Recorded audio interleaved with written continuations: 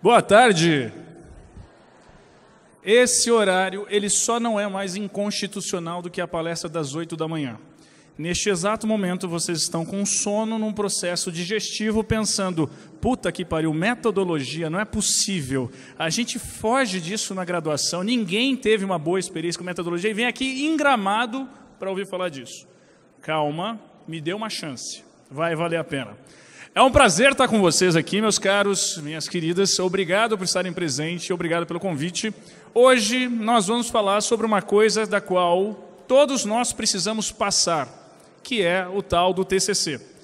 Mas se você veio aqui achando que você vai só aprender sobre TCC e pensou, já me formei, você está enganado. Nós vamos ensiná-los sobre uma coisa importantíssima que é como potencializar a sua redação jurídica. E você vai precisar disso sempre, seja no TCC, seja nos artigos que vocês vão escrever pela vida, inclusive monografia da pós, etc., essa coisa toda. Então a palestra de hoje é para a vida. Presta atenção. E ó, se vocês observarem aqui nas letras miúdas, 7 dicas fundamentais. Então se você está com sono, conta quantas dicas ele já deu. Provavelmente já vai estar na quinta, já vai estar terminando. São 7. Vai passar rapidinho isso daqui, tá? Bom, vamos lá. Quem sou eu? Eu fiz esse monte de coisa aí, pedra sobre pedra. E por que que eu sou chamado para dar palestras de metodologia sobre redação? Porque eu sou editor jurídico. Hoje em dia eu sou editor da Forense e da Atlas, mas já fui da RT e já fui também da Saraiva. Todos vocês, na primeira semana da Faculdade de Direito, tiveram uma palestrinha chamada Profissões Jurídicas, não tiveram? Aí falaram que vocês podiam advogar, que vocês podiam ter uma carreira pública, vocês podiam dar aula, daí você só dá aula ou você faz alguma outra coisa e dá aula. Mas ninguém falou de 2 carreiras importantíssimas que existem e ninguém conta. Uma delas é de editor jurídico, que é o que eu faço. Basicamente, eu estou entre o autor, por exemplo, o Venosa, que veio aqui hoje cedo, é meu autor. O Auri, que virá logo depois, graças a Deus, é logo depois que o Auri fala muito bem, falar depois do Auri não dá. Então fiquem, se a minha palestra não estiver valendo a pena, a do Auri vai valer, então fiquem pelo Auri. Eu sou a pessoa que está entre você, leitor, e o autor. Eu penso, inclusive, em livro, mas a gente produz várias outras coisas. Henderson, como faz para ser editor? Tem algum curso? Não tem. É gostando de livro.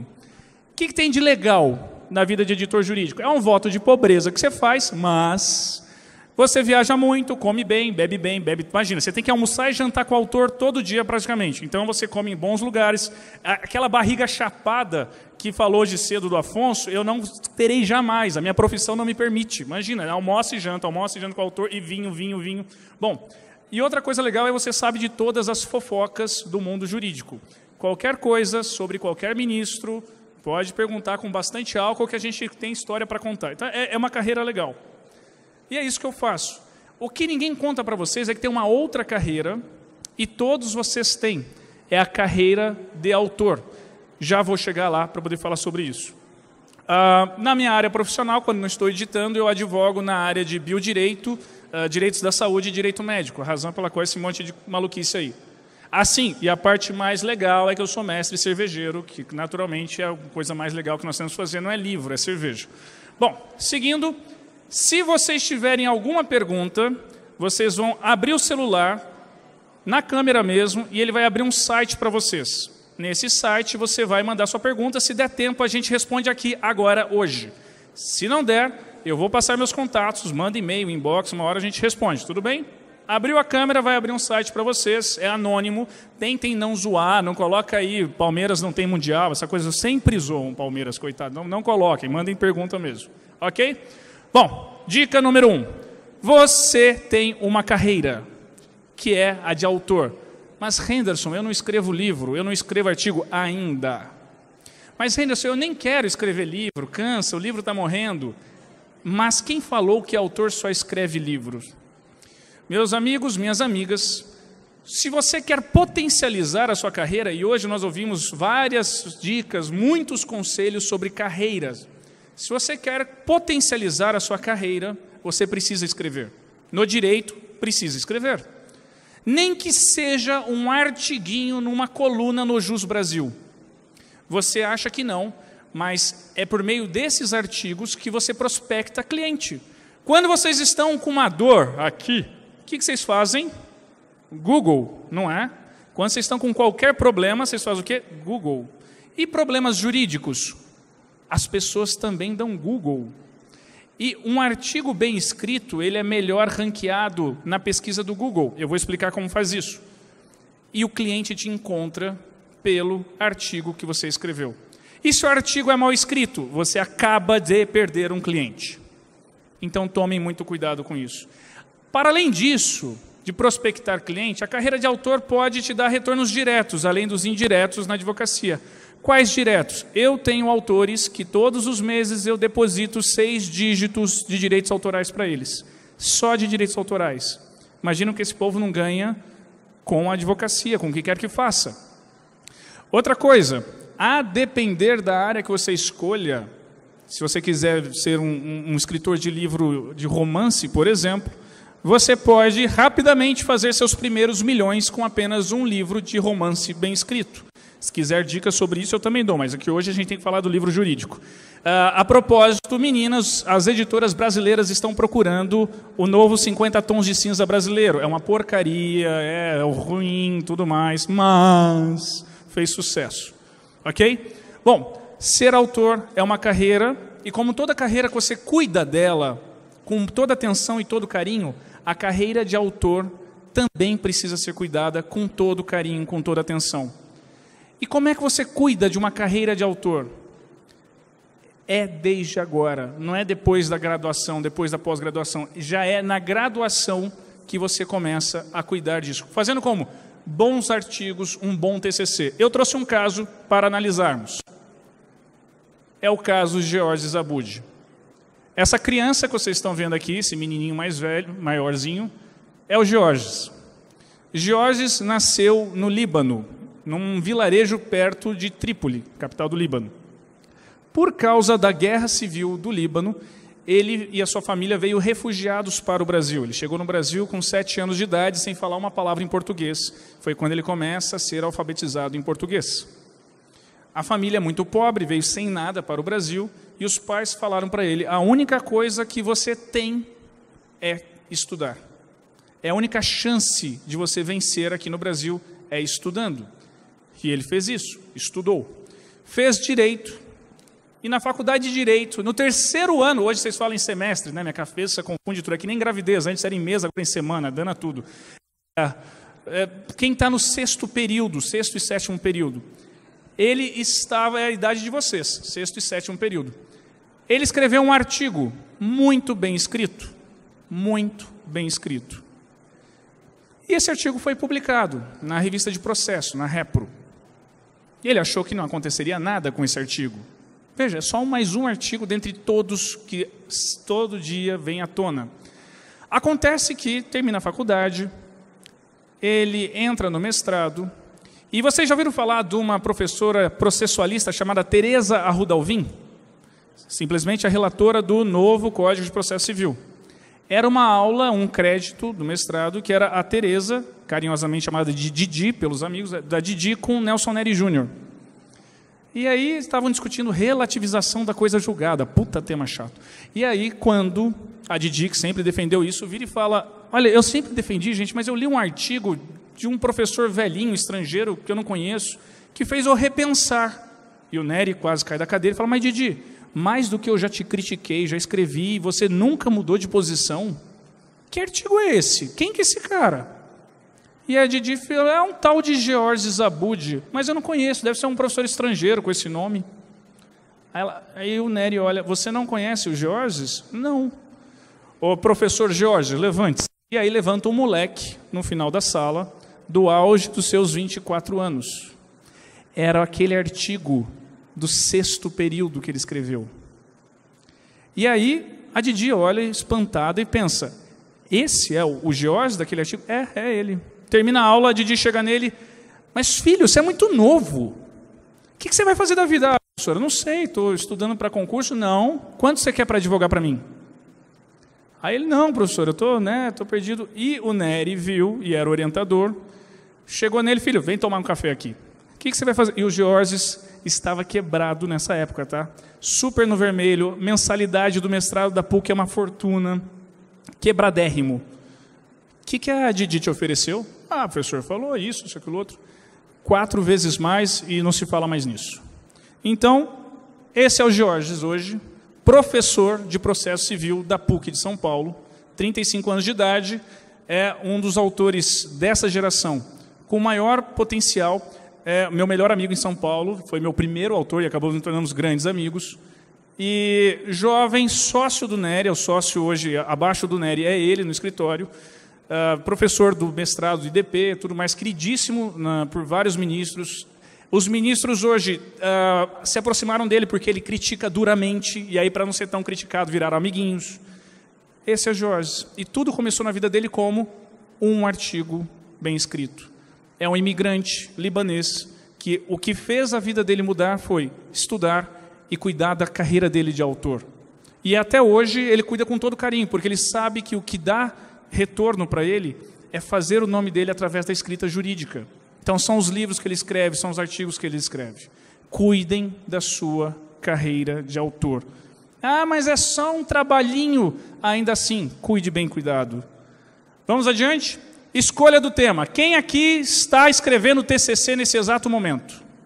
Bastante gente. Já tem tema? Todo mundo tem tema? Alguém não tem tema? Olha, o tema é a coisa mais importante, uma das coisas mais importantes na gestão da carreira de autor, porque é aí que você vai chamando a atenção das pessoas, é sobre aquilo que você escreve, aquilo que você pesquisa. E o tema, ele precisa ser bem escolhido, mas ele tem alguns critérios. Vamos lá, 3 critérios. O primeiro deles é o critério da atualidade. O que é o tema tem que ser atual.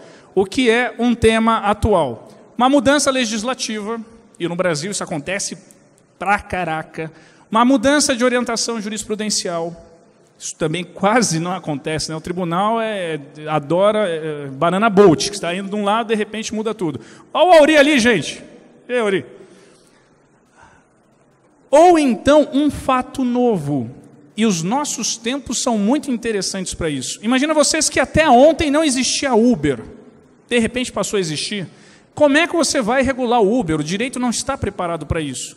Quantas coisas estão acontecendo e o direito sempre chega tarde. Então, um tema atual é um tema que ou é uma mudança de legislação, jurisprudência, ou uma coisa que nunca aconteceu. Mas a definição correta é coisa que ainda tem debate. Imagina, direito romano é atual, até hoje tem debate. Então, o que ainda tiver debate é tema atual. Ok? Segundo critério para escolha de tema, especificidade. O tema tem que ser específico. Ah, Henderson, está em todo o manual. Mas vamos ser práticos. O que é um tema específico? É aquele tema que você consegue tratar na quantidade de páginas que você tem para escrever. Imagina, você vai escrever um artigo, 15 páginas. Dá para o artigo ser sobre controle de constitucionalidade? Só isso? Não, você tem que escrever 3 livros para falar de controle de constitucionalidade. Um artigo, você tem que reduzir, então, a amplitude temática para ser tratado em 15 páginas. Um TCCA tem 40 páginas, o tema dá para ser mais amplo. Henderson, como é que é o critério disso? É na prática. Você aprende a fazer fazendo. E é para isso que serve aquele mestre dos magos chamado orientador, que mais desorienta do que orienta. Pois é, ele serve para isso. Ah, ele não me ajudou em nada. Se ele te ajudou a calibrar o tema, ele já te ajudou muito. Só. Você só precisa dele para isso, ele já tem mais experiência. Depois disso, você caminha sozinho, você vai aprendendo a fazer isso, ok? Porque senão fica muito profundo, porque é um tema pequeno e tem muitas páginas, ou muito superficial. A gente vai analisar algum caso ali, tá? E relevância. O tema precisa ser relevante. O que é isso? O recorte que você dá para o tema, ele interessa ao público a qual se destina. Ah, Henderson, por que isso? Porque senão não vale nem a pena escrever. Se você vai abordar um tema com um recorte que não interessa a ninguém, que não é relevante, para que você vai escrever? Se ninguém vai ter intenção de ler. Então, o recorte do tema tem que ser interessante e tem que atrair atenção. Ok?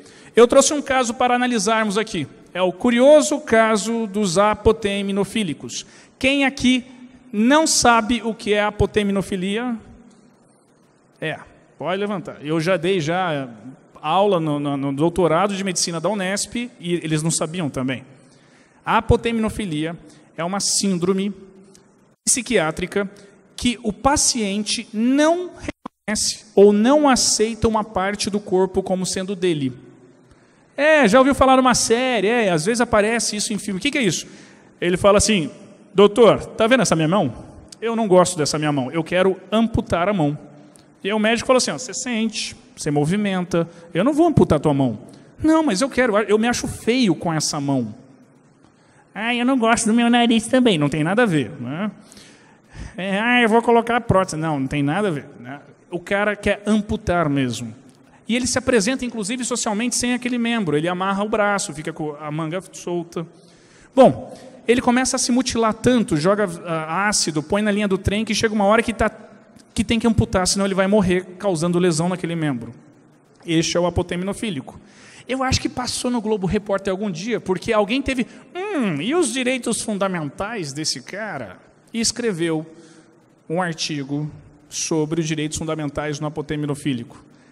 Parece bizarro, mas presta atenção. Você pode fazer tatuagem, que é uma coisa... tatuagem dá para remover, tenta. É caro, dói e ainda fica meio sujo, né? Dá uma impressão... você pode fazer inúmeras cirurgias plásticas. Aliás, a internet democratizou muito isso, né? De tanto em tanto você vê lá, coreano faz 50 cirurgias plásticas para ficar parecido com o Ken da Barbie. Né? Ele fica parecendo um boneco de borracha, mas não parece com o Ken, mas ele na cabeça dele está parecido, está feliz da vida. Não tem como voltar atrás. Mas tudo bem, ele pode fazer.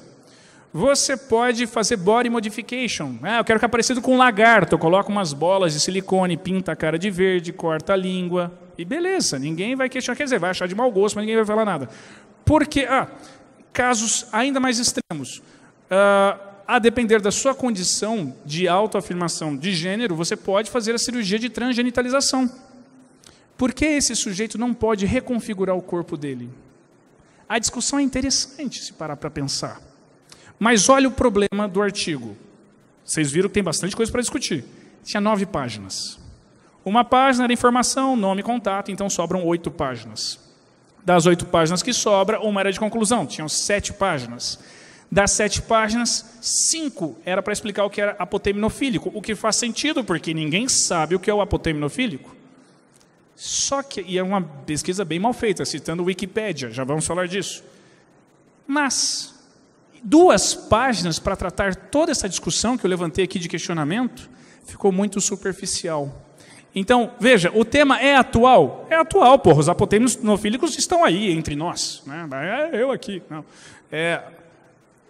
Ele é específico? Não ficou específico, porque ele precisava de mais espaço para tratar sobre esse tema e ele não deu conta. Portanto, ficou relevante? Não era relevante. Perde o interesse para quem está lendo, a não ser para descobrir o que é apoteminofílico e servir de exemplo para a nossa aula. Ok? Seguindo adiante. Jovens autores, vocês devem escolher que tipo de tema. Como é que você começa a se preocupar com isso? Basicamente, você tem 2 formas de escolher o seu tema. Algo muito novo que aconteceu, ou seja, acabou de surgir uma mudança legislativa, uma mudança na jurisprudência, um fato que aconteceu, um acidente, Brumadinho. E o que é interessante disso? Como é muito novo, está todo mundo querendo saber. Então você é mais facilmente encontrado. Você circula mais, o seu artigo vai ser lido. Qual é o risco? Como tem pouco material, você vai escrever meio que do zero, sem muita referência. Se você errar, vai ficar muito feio. A outra opção é um tema que já tem muito mais debate, um tema mais tradicional. Vai ter menos pessoas lendo, mas se você der conta daquele tema, dando conta daquele tema, você vai ser reconhecido como esse cara tem envergadura para resolver problema difícil. Como que você faz na gestão de carreira de autor? Você vai modulando entre um e outro. Você não pode ficar só escrevendo sobre temas clássicos, aquelas coisas chatas de direito, artigo, segundo, você escreve sobre isso. Mas, no intervalo de um para o outro, coloque algumas coisas muito novas para o seu nome aparecer, para você ser visto. E todas as outras coisas que você pensa vão ser acompanhadas também. As pessoas vão vendo isso. Ok? Adiante. Terceira dica, introdução.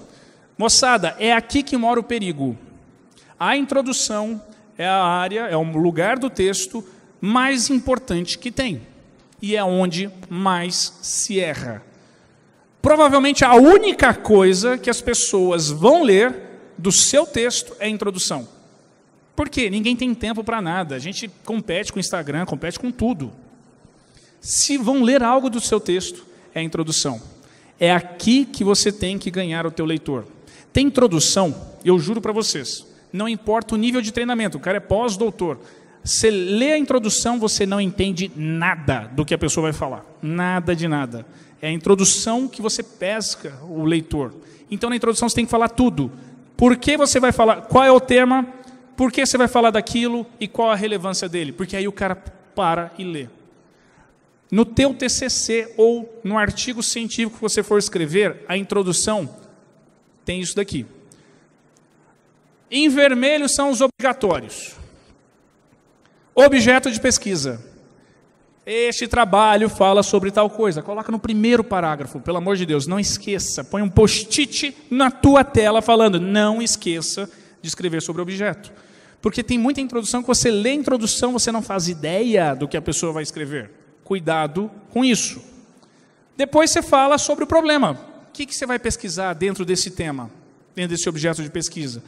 Todos os recortes que você vai fazer. O que é isso, recorte temático? Por que você tem que colocar recorte temático? Porque no mundo acadêmico tem uma coisa chamada espírito de porco. O que é o espírito de porco? É uma entidade que toma o examinador quando ele está na tua banca. Aí você fez um trabalho belíssimo, o cara vai falar assim, mas não falou como é na África do Sul. Porra, eu não queria falar da África do Sul, só queria falar do Brasil. Mas faltou falar. Aí você toma cuidado, fez aquela puta pesquisa boa. Porque a BNT não permite esse tipo. Cara, azar, né? Fala do conteúdo. O espírito de porco se manifesta. Para evitar o espírito de porco, você faz o quê? Recorte temático. Eu vou falar do Brasil, na conjuntura atual. Não interessa a história, eu só estou falando de hoje, 2019, já tem muita coisa. Recorte temático é isso. Você vai se blindando. Eu só vou falar disso daqui. Mas tem isso. Não, eu só vou falar disso. E beleza, o espírito de porco é espantado, ok? Metodologia é aquele lero-lero que todo mundo coloca indutivo, dedutivo, que não quer dizer nada para o direito, mas é isso daí. Um dia a gente se encontra e fala só de metodologia, que é bem complexo isso, tomem cuidado. Referenciais teóricos é com base em que você está fazendo isso. E, por fim, isso é um conselho que eu recomendo. Roteiro de escrita. É o último parágrafo da introdução. No último parágrafo, você vai falar o seguinte, por isso, no primeiro capítulo vamos tratar de tal coisa, no segundo de tal coisa, no terceiro de tal coisa. O que é isso? Você está construindo um roteiro na cabeça do teu leitor. Fica muito mais agradável. Ele acompanha melhor o teu texto. Isso prende ele entende o teu raciocínio. Quem aqui nunca leu um texto ou um livro jurídico que você não fazia ideia do que o cara estava falando ou para onde estava indo? Eu, o dia inteiro. Às vezes eu me acho bem burro, assim, tipo, eu não estou entendendo esse cara. Aí eu leio de novo, eu continuo sem entender esse cara. Aí eu leio bebendo, que talvez vai dar certo. Eu continuo não entendendo esse cara. Por quê? Falta um roteiro, uma linha de argumentação. Façam isso, ajuda o leitor e prende, ele entende melhor a tua ideia, ok? Isso é válido para TCC, para artigo científico e artigo de opinião na internet também, isso ajuda bastante. Vamos adiante. Desenvolvimento do trabalho. Vamos falar do corpo do trabalho agora, porque isso é relevante. Primeira coisa, que nem cada um de nós temos nossas características de personalidade, de impressão digital, tom de voz, tudo que é único. O teu texto também tem características pessoalíssimas. Eu consigo ler um texto às escuras e falar de quem é o autor, se é um autor que eu conheço. Por quê? Estilo. Para você adquirir estilo, e estilo textual é maravilhoso, quem tem, você torna o texto muito mais agradável, você tem que escrever muito. Force-se a escrever, porque você vai se encontrar no texto. Qual é a sua característica no texto? Por exemplo, texto do Auri. Quando você lê o texto do Auri, você sabe que é do Auri. Você olha o estilo de argumentação, a forma de fundamentar, é claro que é do Auri esse texto. Quando você pega um texto de outra pessoa, você fala, porra, é claro que o texto é desse cara. Por quê? Personalidade no texto. Coloquem-se no texto e sejam agradáveis com o teu leitor também. Vamos falar sobre alguns aspectos do desenvolvimento. Quantas páginas tem que ter? Depende da sua faculdade. Quantas páginas eles pedem lá? E eu sei que você vai fazer o mínimo. E eu sei também que você vai encher linguiça de jurisprudência para poder atingir esse mínimo. A gente sempre faz isso. Bom, a quantidade de página, veja na tua faculdade. E se for um artigo, Henderson? Seguinte, existe o artigo científico, que vai para a revista científica. Se no edital do artigo não constar nada, fica com essa dica. É regra não escrita, hein? De 10 a 20 páginas. Nossa, só isso, só isso. Mais do que isso, os editores começam a olhar assim, porra, esse cara está enrolando, hein? Esse cara está enrolando demais, vai ocupar espaço da revista. Será que não dá para a gente trocar um artigo de 40 páginas por 2 bons de 20? Rola esse raciocínio? Então, se não tiver nada falando sobre quantidade de páginas do artigo, 10 a 20 páginas. 15 está excelente. 20, cuidado. Eu sei que no direito a gente gosta de escrever, ser prolixo, citar o código de Hammurabi, aquela coisa toda. Para com isso. Vá direto ao ponto. Ok? Texto de internet, que é o famoso texto de artigo de opinião. É o texto que vocês mais vão escrever nesse novo momento que nós estamos vivendo, inclusive para captação de cliente, etc., debates públicos. Quantas páginas? De 3 a 5 páginas do Word, espaçamento e-mail e fonte 12. Por que isso? Mais do que isso, ninguém lê. Ninguém lê mesmo. Ninguém tem paciência na internet com um texto gigantesco. É o famoso textão. Ninguém tem saco para isso. 3 a 5 páginas. Ok? Onde eu posso publicar artigo de opinião, já que você está falando sobre isso? Já montem uma página no Jus Brasil. Ninguém dá muita relevância, né? A gente, Jus Brasil, coisa xarope. Vocês sabiam que é o site jurídico mais acessado do mundo? E, no Brasil, o Jus Brasil ele é tão acessado que ele está entre os 10 mais acessados do país. Ele ganha, inclusive, dos Xvideos. A molecada sabe o que eu estou falando. Monta uma página tua lá e começa a colocar artigos. E como ele tem muito acesso, o Google entende que é relevante. Então, o seu artigo ele provavelmente vai aparecer na primeira ou na segunda aba do Google. E como é que você faz para o Google achar o teu artigo mais facilmente? O Google funciona com uma ferramenta chamada SEO.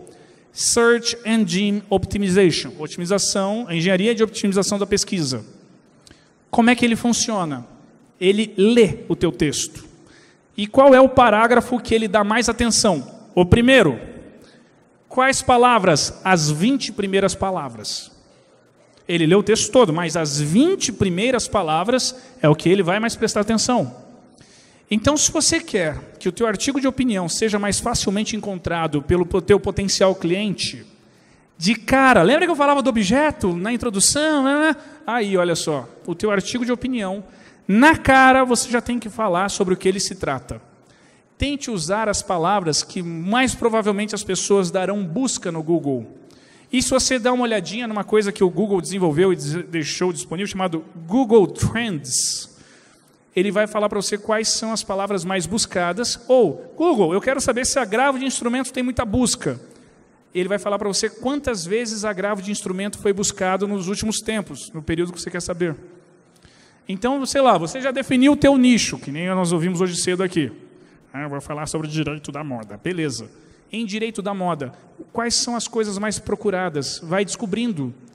E aí você consegue não só descobrir sobre o que escrever, mas quais palavras colocar no começo do teu artigo para o Google achar o seu texto mais facilmente.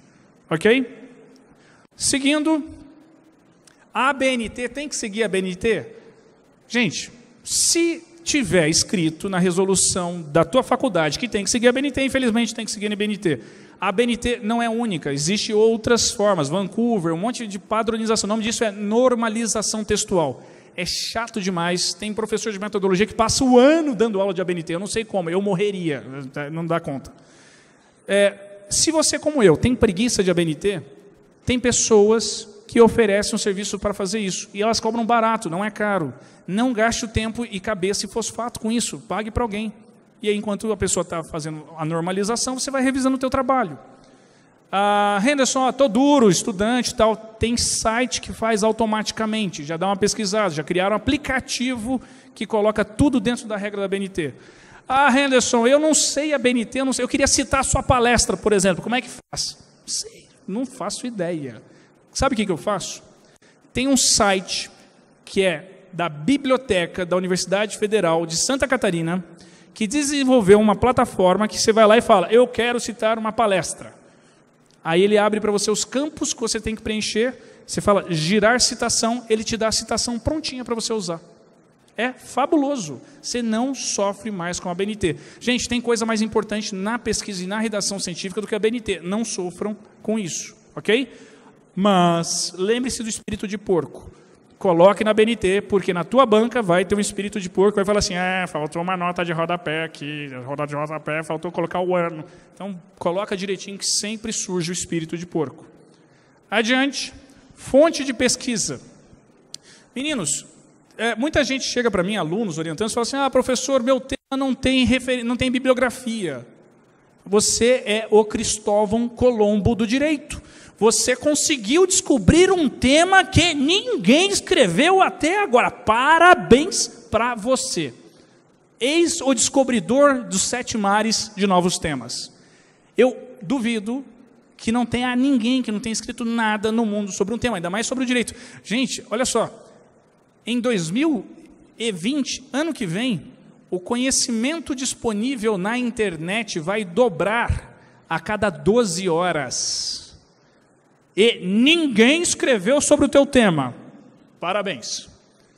Onde você pode encontrar material de pesquisa? Isso daqui vai ajudar você muito. Você fala, a biblioteca da minha faculdade está desatualizada. Aí pede para falar comigo na editora, a gente faz um super desconto para você, para a biblioteca, não tem problema. Mas, até que resolva isso, você não pode ficar parado dependendo. O mundo de coisas novas não acontece necessariamente dentro do livro. O livro é uma reflexão mais profunda que vem depois. Antes, vem os artigos.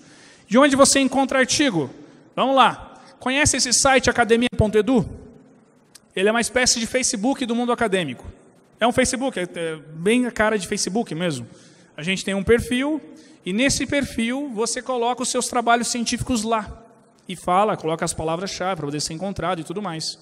E aí tem gente colocando muita coisa interessante lá, e são pessoas que às vezes você não conhece. Aí você dá uma pesquisada ali dentro, ele te levanta vários artigos, vários trabalhos. Tem quem coloca, inclusive, o seu TCC ali dentro, monografias, dissertação, tese, tudo aberto. Então, você vai ali e já encontra facilmente muito material para pesquisar.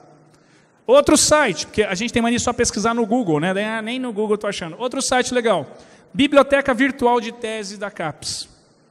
Nesse site, que é mantido pelo governo, e até agora não caiu do ar, então vamos orar para que permaneça, né? As pesquisas desenvolvidas nos programas de pós-graduação em Direito vão parar lá.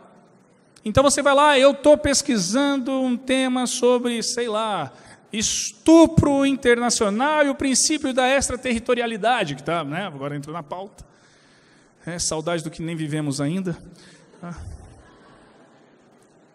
Bom, não é não, hein, galera? Você vai lá e pesquisa. O que já escreveram sobre isso? O que tem de tese? Entra e vê o que consta lá. Mas Henderson, eu quero citar artigos. Tem também da CAPES, um portal de periódicos da CAPES, em que todas as revistas que estão ligadas no sistema Qualis, que é o sistema de qualidade, que analisa a qualidade da revista, estão ali. Ainda que o conteúdo não esteja ali, você vê que existe e vai atrás. Como? No próprio site da revista. Meninos, em meia hora, eu aposto que você terá levantado bibliografia, quase toda a bibliografia relevante da tua pesquisa. Você não precisa sofrer com bibliografia. Além disso, faça uma visita em São Paulo. A biblioteca da USP é aberta, é uma biblioteca maravilhosa, você pode entrar e pesquisar. A biblioteca da PUC é aberta, é maravilhosa, você pode entrar para pesquisar. Todos os mestrados e doutorados estão também no portal de tese e dissertações da PUC, que também tem um portal próprio. Entre em meia hora, eu garanto para vocês levantam não só pela internet todo o material, mas com uma visita dessa, que você vá para um lugar que tem uma biblioteca dessa, você já resolve toda a sua vida. E os bibliotecários estão lá para te ajudar. Você fala o que você está pesquisando, o cara te ajuda. Ele faz para você o levantamento do que consta naquela biblioteca para você pesquisar. O que você não pode fazer é citar a Wikipédia. Eu vou contar o curioso caso de Carlos Bandeirense Mirandópolis. Conhecem? Não? Bom, um escritório em São Paulo pediu para os seus estagiários fazer pesquisas. Os estagiários estavam lá para fazer pesquisas assim como vocês fazem. E os advogados notaram que as pesquisas estavam ficando cada vez piores e mais rápidas. E perceberam que a galera estava tirando tudo da internet de qualquer lugar. E aí eles resolveram criar um case, em que chamou os estagiários, falou o seguinte: chegou um caso novo aqui, o seguinte, isso aqui, provavelmente vai ter que entrar com recurso, mas é uma tese muito minoritária, talvez tenha algo nos livros do Carlos Bandeirense Mirandópolis. É óbvio que os estagiários fizeram o quê? Google. E no Google, a única incidência de Carlos Bandeirense Mirandópolis era a página dele na Wikipédia, criada por quem? Pelos advogados.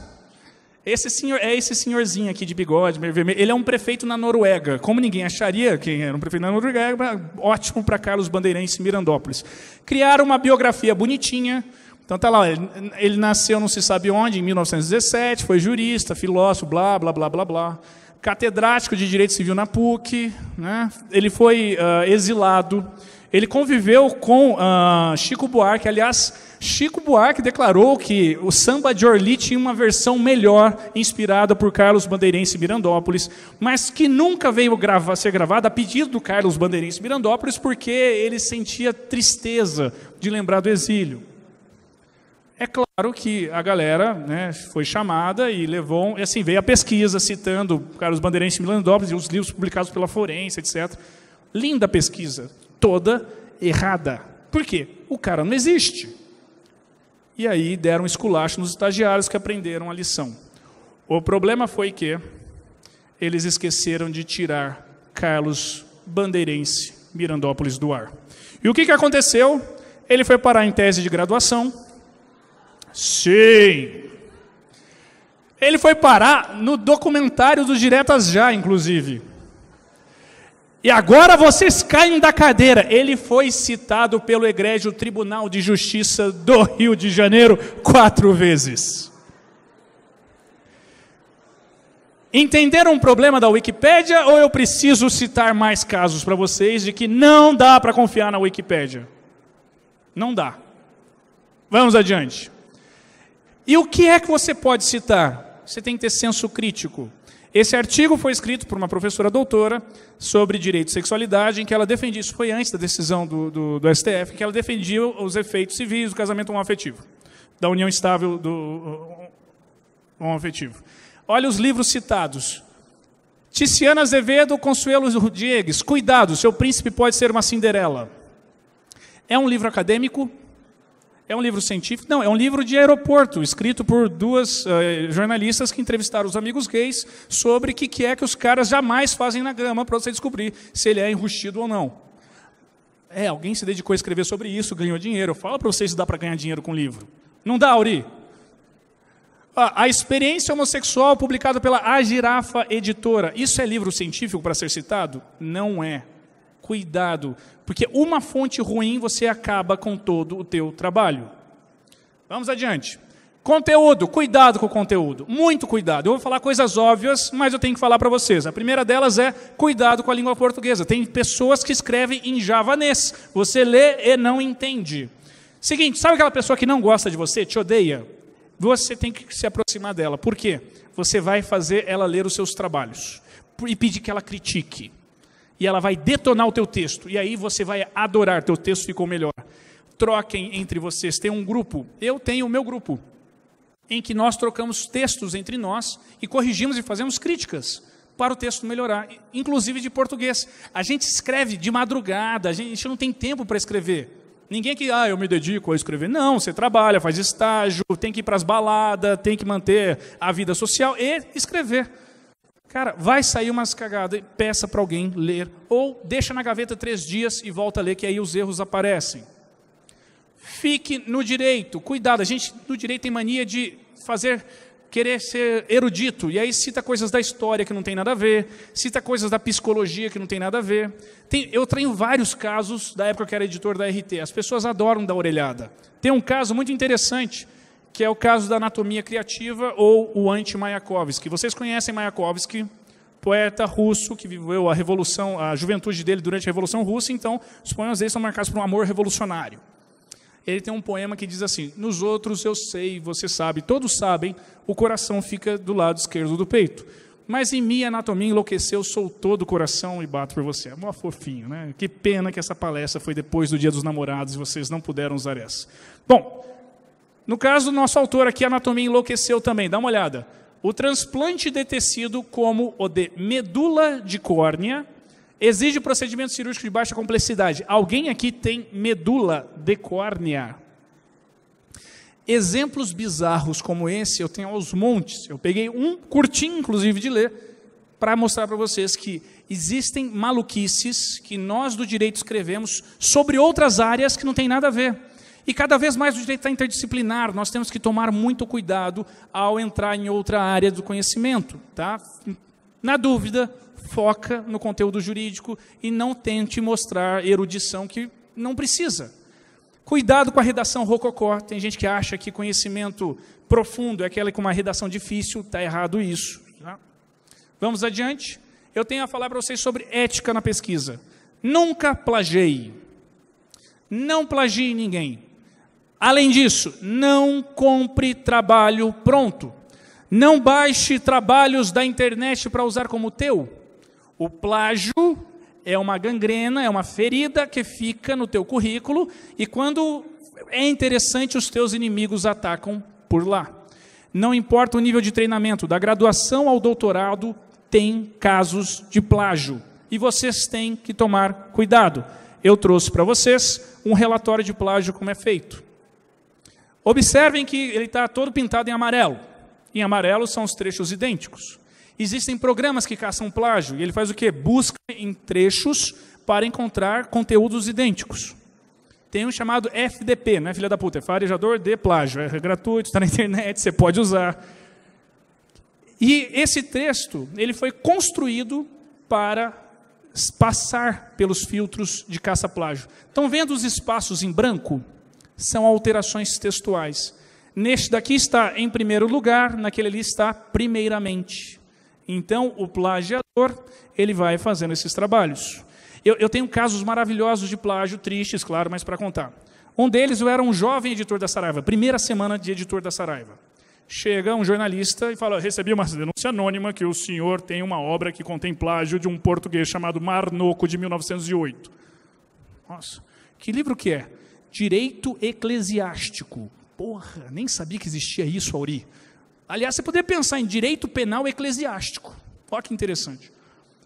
Manja, eu peguei para ler e visivelmente tinha plágio. Por quê? A pessoa mudava o estilo de redação o tempo todo. Então, ou ela tinha algum transtorno de personalidade, ou os espíritos entravam nela e escreviam, ela psicografava vários, não sei. Bom, chama a autora, falo, ela, não, eu não plagiei porque eu só descobri a existência desse tal de Marnoco depois que o livro já existia. Falei, então é fácil. Você plagiou alguém que copiou o Marnoco e aí você colocou, então a culpa não é minha. Falei, eu vou desenhar para ver se entende agora. E deu um trabalhão, recolhemos os livros, destruímos os livros e mandamos a conta para ela. Aí ela quis me processar, liga o sócio para me processar. Porque causou prejuízo a minha sócia, então vou entrar com um processo, porque eu sei que a editora tem filtros. Falei, como é que o senhor sabe? Eu publico por grandes editoras. Que editora? Revista dos Tribunais. Eu entrei no site da RT. Qual que é o nome do senhor mesmo? Não sei que lá, fulano de tal. Olha, para sua sorte, eu era editor-chefe da RT até anteontem. Ou seja, eu sei que lá eles não passam esse tal filtro. E mais do que isso, a equipe de lá foi treinada por mim. Eu já acabei de escrever aqui para eles, eles estão mandando para mim um exemplar do teu livro, que eu vou ler com bastante carinho. Na hora, acabou tudo, ele pagou a indenização que precisava pagar, não fui processado. Por quê? Ele sabe onde é o ponto fraco. Não tem um ponto fraco no texto. Não, plagio. O plágio destrói carreiras. Não adianta nada você consolidar sua carreira, não adianta nada você construir o teu nome e cair no plágio. Cuidado com isso. E adiante, vocês precisam saber, e esse é o último conselho para vocês, que a felicidade, ela não é um destino, ela é o caminho. Escrever é chato pra caralho. Cansa. Se for para você escrever, que seja porque aquilo te dá prazer e você acha que está contribuindo com o mundo. Tomem cuidado de vocês. Por que tomem cuidado de vocês? Por causa disso daqui. 47% dos universitários brasileiros sofrem de algum sofrimento psíquico. Vocês querem entender o que é isso? É como se eu dividisse essa galera aqui no meio, e daqui para cá Todo mundo tem algum problema, algum sofrimento psíquico. Você está com duas pessoas do teu lado, do lado direito ou do lado esquerdo. Provavelmente uma delas está com esse sofrimento nesse exato momento e nós não sabemos. Cuidem-se, especialmente porque 17% de vocês estão com depressão. Nós somos em 1000 e poucos aqui. 170. Vocês têm noção de que são 170 pessoas aqui agora, neste exato momento, sofrendo de depressão?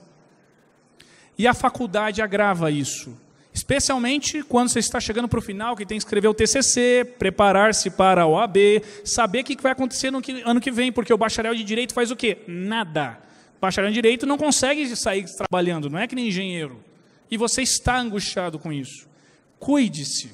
Não adianta nada você acumular conhecimento e não se cuidar. Se você não se cuida, todo conhecimento acumulado não servirá de nada. Você não vai conseguir utilizá-lo. E até porque, quando vocês terminam, todos aqui querem fazer pós-graduação. Na pós-graduação, aumenta em 6 vezes a chance de você ter depressão ou alguma ansiedade crônica. Então, não adianta correr, e você está sofrendo por dentro, até chega uma hora que você se quebra e não consegue mais andar adiante. Cuidem-se. Tudo isso que eu falei para vocês é só para potencializar, só para colocar mais velocidade no caminho que você está percorrendo. Mas se não tiver felicidade nesse caminho, você está percorrendo à toa. Meninos, eu quero estar em contato com vocês. Falem comigo, eu estou à disposição de vocês. Henderson, eu estou com um problema no meu TCC. Eu quero escrever sobre tal tema, não estou achando nada. Henderson, quero publicar um livro. Está à disposição. Abram a câmera do celular de vocês e mirem aqui. Vai abrir todos os meus contatos para vocês. Vocês já salvam diretamente na agenda. Deixa eu sair da frente. Estou high-tech, Ari, olha só. Meus PowerPoint para os meus alunos é tudo preto e branco. Os coitados agora. Salvaram? Para quem não deu certo, acontece, não dá certo. Está aqui. Pode salvar aí. Faz uma foto aí também. Só que depois vai ter que digitar tudo e meu nome não é fácil. Se fosse João, estava ótimo, mas é Henderson Fürst. Beleza? Meninos. Opa, deixa eu sair da frente. Saí. Pronto? Queridos, era isso que eu tinha para falar para vocês. Meu muito obrigado. Sejam felizes, brilhem muito e eu espero, no futuro, ouvir um dia que você esteve nessa palestra e isso te motivou e você está publicando comigo. Eu espero em breve ter este prazer. É isso aí, gente. Muito obrigado.